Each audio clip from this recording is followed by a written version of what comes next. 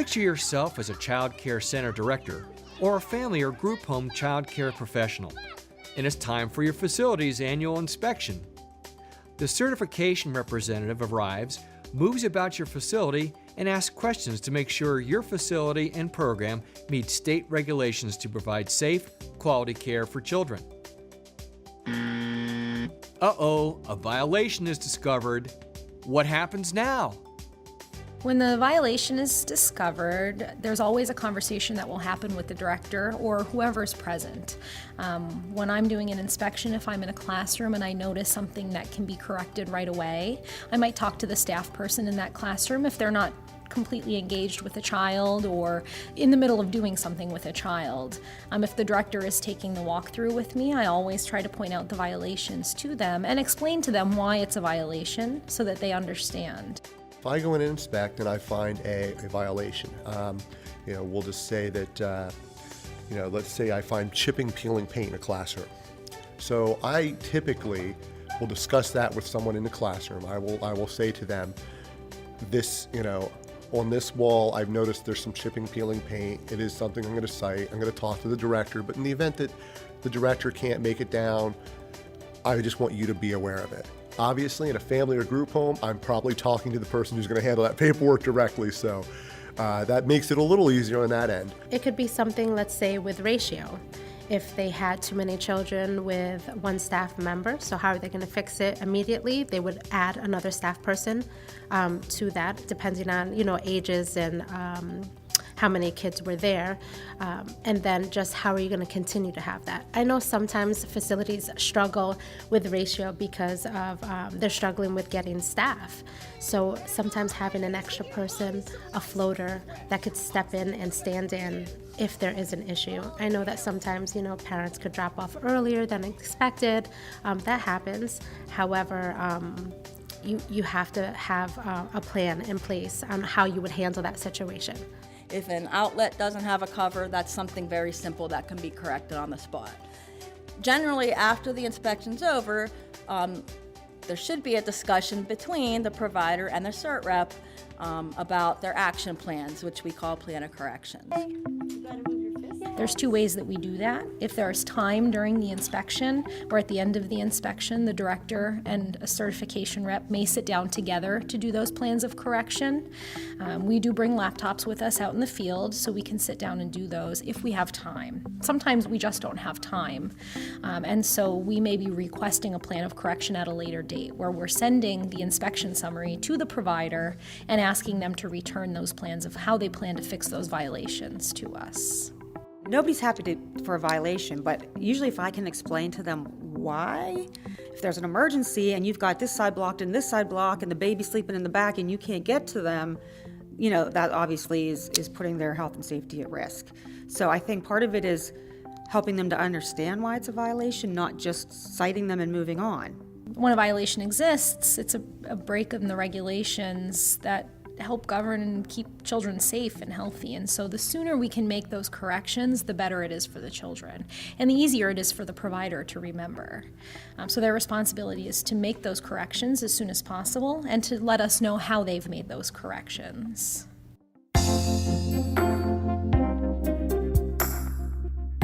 Really, there are three parts to a plan of correction. There are two boxes on the inspection summary requesting those plans of correction, but there's really three parts. The first part is the date that they've made the correction. So that may be the day that we were there doing the inspection. It might be a violation that couldn't be corrected for about a week or a few days after our inspection. So whatever day they made the actual correction, whether I was present or not, is the date that we want them to tell us when they fixed it. Or if the correction has not yet been made, what day they plan to have it fixed by. The next part of the plan of correction is how they fixed it. We want to know exactly what they did to make the correction.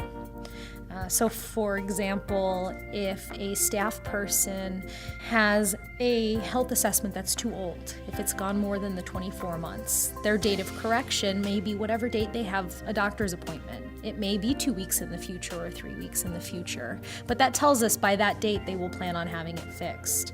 They would then tell us that they plan on getting valid and updated health assessment. That's how they plan to fix the violation.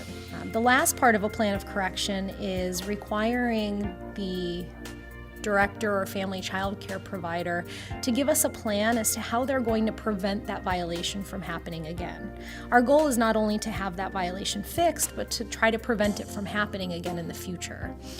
So oftentimes I tell providers this might be a sentence that starts with, "In the future, what do you plan on doing in order to make sure that it doesn't happen again?" Well, we want to see something that is, how are you going to fix it immediately? How are you going to continue to fix it? And how is it going to be an ongoing fix? So it's not something that is going to be reoccurring. So it's just those two parts, really, now and in the future. And I always say, if you can remember those two parts, it's an acceptable plan of correction. Now, if you just say, I updated the form, that's not acceptable because you're not telling me how you're going to keep in compliance with that reg. Or if you say, well, in the future, I'll make sure parents fill out the form completely. Well, you didn't tell me how you're fixing it now. My suggestion always is to make that plan reasonable, make that plan that's something that's achievable, and how do we measure that if it's achieved? And you want to make a plan that can be maintained. So for it to be an acceptable plan of correction, and it doesn't have to be fancy wording, just we soften the edge of the table, that, sharp table, and in the future we'll make sure all sharp edges are softened. It has to have those two parts in order to be acceptable. And again, call us if you're not sure. We'll talk about it on the phone. It's the benefit of being able to do these things on site and talk with them in person. What I often do then is, well, this isn't going to meet what we need. Really, the biggest piece that we come across is we require we call it a maintenance statement. Basically, how are you going to continue to monitor this to make sure this doesn't occur again? So, if it's a supervision issue, we may say, the plan of correction may be staff will take approved training on appropriate supervision. Staff will maintain supervision at all times. And then, depending on the circumstances, there may be some other language in there. But oftentimes we'll get that first part, we'll retrain our staff on appropriate supervision. So then I'm having to go back and say, okay, how are you going to maintain this from keep this from happening? What's going to be your maintenance piece on this? Sometimes we see plans of correction that are, if we lived in a perfect world, we would be able to do that. So a lot of times an operator will suggest, in the future, the outlets will be checked 20 times a day. That's not maintainable, it's not achievable, it's not realistic. Although that may be what you think the CERT rep wants to hear, we want to hear something that you're actually going to be able to pull off. And sometimes they may need some help with, what would be a better suggestion in this situation. What have you seen that works? If I see something that works at another facility and I see that you guys could probably benefit from it, I'm going to suggest it or just let you know, well, I know that this has worked somewhere else. Maybe this is something you guys could do. I'm a resource. Don't look at me as someone that's just coming in and trying to make a point. No, I'm here as a resource. And if I have something that has worked somewhere else, I'm gonna suggest it, and I'm gonna let you know that. I want to see facilities flourish and work, and I want to see that children are safe. So why would I not suggest what works at another facility at this facility?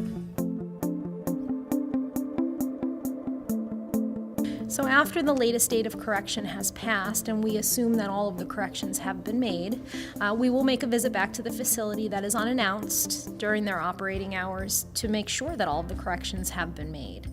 We're typically not going to come out before you say you're going to have that plan corrected, because that's not fair to anybody. Certain plans of correction or certain verifications of correction, we don't necessarily need to come back out on site. A lot of electronic ways to send corrections, we have them that we didn't have before.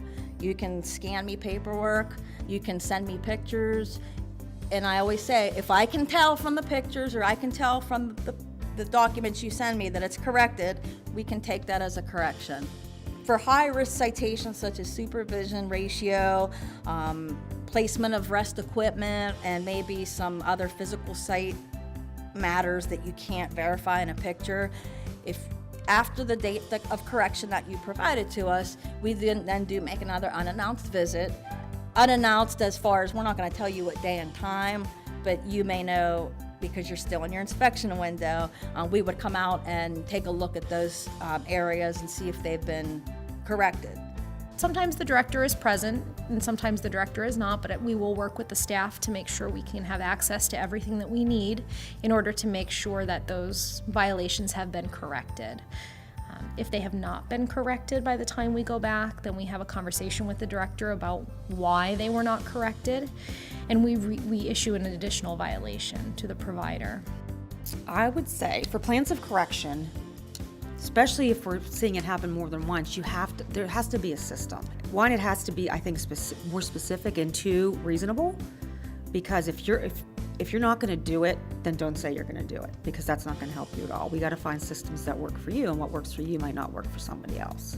Reach out to your